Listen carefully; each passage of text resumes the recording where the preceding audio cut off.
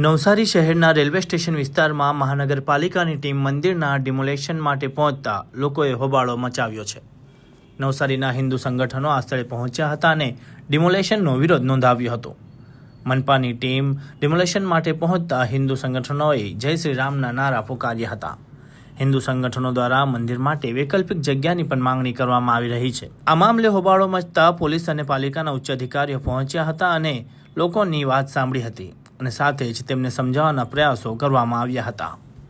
પાલિકાની ટીમ આજે સ્ટેશન વિસ્તારમાં જે હનુમાનજી મંદિર અને સાંઈબાબાનું જે મંદિર આવેલું છે તે તોડવા માટે આવેલી હતી. તો સરકારશ્રીને સાહેબને અમે રજૂઆત થઈ છે કે સાહેબ અમને વૈકલ્પિક કોઈપણ જગ્યા આપો. અહીંયા ઓલરેડી 3 થી 4 જગ્યા એવી છે ત્યાં અમે શાંતિથી શિફ્ટ થઈ જઈએ. બીજું કે આ કંઈ પાકિસ્તાન છે ભાઈ કે બાંગ્લાદેશ છે કે તમે આવીને જ્યાં હોય ત્યારે મંદિરોને ટાર્ગેટ થાય છે. એટલે અમારી માંગ એ છે કે શાંતિથી અમને કોઈ પણ એક વૈકલ્પિક જગ્યા આપો તો અમે ત્યાં શાંતિથી શિફ્ટ થઈ જઈશું.